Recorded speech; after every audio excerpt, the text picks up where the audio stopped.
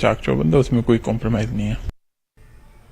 श्रीनगर में यौम आजादी के मौके पर सिक्योरिटी के कड़े बंदोबस्त किए गए हैं। लाल चौक में ड्रोन के जरिए निगरानी की जा रही है। जगह जगह नाके लगाए गए हैं। गाड़ियों की चेकिंग की जा रही है। पुलिस, पैरामिलिट्री, सादा लिबास में फोर्सेस को तैनात किया गया है। फोर्सेस की गश्त भी बढ़ा दी गई है। हुकूमत ने जम्मू कश्मीर में 15 अगस्त तकरीब के सिलसिले में सिक्योरिटी में इजाफा किया है ताकि दहशतगर्दी की मुमकिन कार्रवाइयों को रोका जा सके। वाज़ेह रहे कि पाकिस्तान हमेशा अपने नापाक अज़ाइम और दहशतगर्दी की कार्रवाइयों से भारत में अदम इस्तेकाम पैदा करने की कोशिश करता रहा है।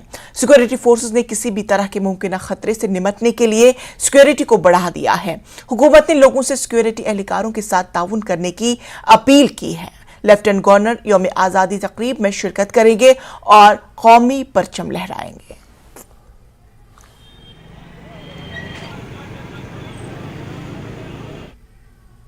श्रीनगर में दुश्मनों के खतरों से निपटने के लिए मग लड़ाका तैयारों को तैनात किया गया है। चीन और पाकिस्तान के मोर्चे पर मग स्क्वाड्रन की तैनाती से तौकीयत मिलेगी।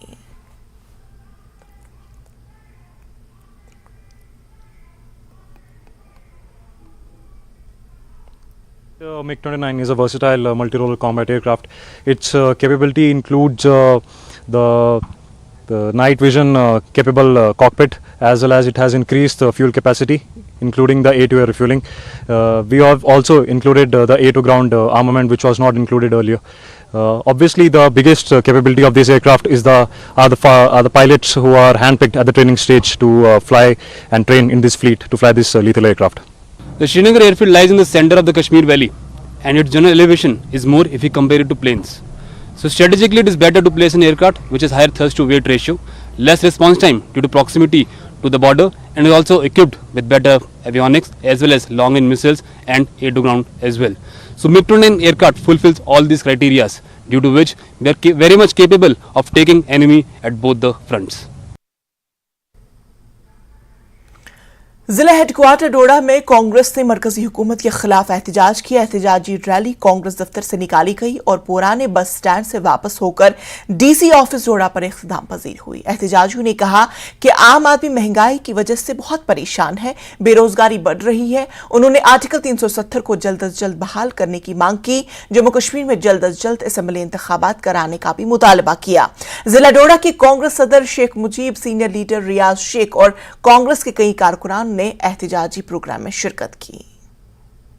नेशनल कांग्रेस जिंदाबाद, जोड़ो जोड़ो कांग्रेस जिंदाबाद, इंडियन नेशनल कांग्रेस जिंदाबाद। महंगाई जो है कहां से कहां पहुंच गई। यहाँ डीजल जो है कांग्रेस के वक्त में यहाँ 40 रुपये 45 रुपये लीटर डीजल था, आज 85-90 रुपये 100 से ऊपर चला गया। वही पेट्रोल का हाल है। वही यहाँ राशन नहीं मिल रहा है। यहाँ राशन की इतनी किल्लत हो गई है कि यहाँ का गरीब आवाम जो है राशन के बगैर दरबदर है, क्योंकि 5 किलो से एक आदमी का गुजारा नहीं हो सकता। यहाँ 25 किलो 30 किलो कांग्रेस की सरकार में मिलता था, लेकिन आज जो 2014 से लेकर आज तक यहाँ भारतीय जनता पार्टी की सरकार आई है, तो उन्होंने यहाँ पे सिर्फ दावे किए, खोखले दावे किए, लेकिन ज़मीनी सतह पे उनका कोई काम नहीं है, उनकी कोई कंट्रीब्यूशन नहीं है। लोगों को एहसास हो चुका है, वक्त आने वाला है। अगर आप में हिम्मत है तो यहाँ पे जम्मू कश्मीर में असेंबली के चुनाव कराइए। अगर हिम्मत है चुनाव फेस कीजिए। आप चुनाव को पीछे क्यों करते हैं? कभी आप अर्बन डेवलपमेंट चुनाव की, म्युनिसिपल कमीशन चुनाव की बात करते हैं, कभी आप पंचायत चुनाव की बात करते हैं, कभी किसी और चुनाव की बात करते हैं, कभी पार्लियामेंट चुनाव। आप मुझे बताएं असेंबली की बात क्यों नहीं करते हैं? इनको पता है अगर असेंबली चुनाव होगा तो हम लोग नंगे हो जाएंगे, हमें वोट नहीं मिलेगा। ये जो 50 सीटें गिनते थे ना, हम मानेंगे, हम लिख कर देते हैं। अगर ये 5 सीटें भी क्रॉस करेंगे इस बार बीजेपी वाले, 5 सीटें क्रॉस नहीं करेंगे, इनकी हालत खराब है, इनकी बड़ी हालत खराब है। इंडियन नेशनल कांग्रेस वाहिद एक पार्टी है जो जम्मू कश्मीर को कई मंजिल पे ले सकती है। पैंथर्स पार्टी ने जम्मू में कीमतों में इजाफे और टैक्सों के खिलाफ एहतजाजी मुजाहरा किया। एहतजाज की क़यादत सीनियर लीडर हर्षदेव सिंह ने की। उन्होंने बीजेपी पर आवाम से किए गए वादों को पूरा नहीं करने का इल्जाम आयद किया। नए टैक्स लगाए और अशियाई ज़रूरिया की कीमतों में इजाफे को लेकर आम आदमी की जिंदगी अजीरन कर दी गई है। उन्होंने कहा कि हुकूमत पहले 24 घंटे बिलतातुल बिजली की सहूलत फराहम करे, इसके बाद स्मार्ट मीटर्स लगाने के बारे में सोचे।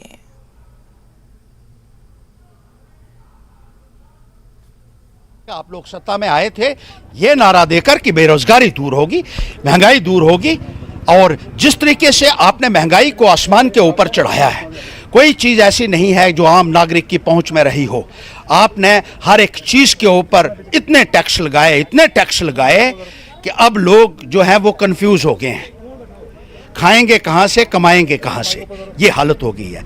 अरे छोटी छोटी जो आटा चावल रोज़मर्रा की ज़िंदगी की जो ज़रूरत की चीज़ें हैं उनके ऊपर टैक्स, बच्चों की कापियाँ किताबें पेनों के ऊपर टैक्स, पेट्रोल डीजल के ऊपर 3-3 4-4 टैक्स लगाए हैं आपने, गैस के ऊपर टैक्स लगाए हैं, आम आदमी का जीना मुहाल कर दिया है। बिजली आती नहीं है और स्मार्ट मीटर लगाने चल पड़े हैं, पानी कहीं नहीं है और कहते हैं घर घर नल है।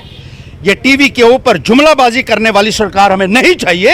हमें वो चाहिए जो जमीनी सतह के ऊपर लोगों के साथ इंसाफ कर सके। तो नाज़रीन, खबरों का सिलसिला जारी रहेगा, लेकिन फिलहाल रुकेंगे यहां पर।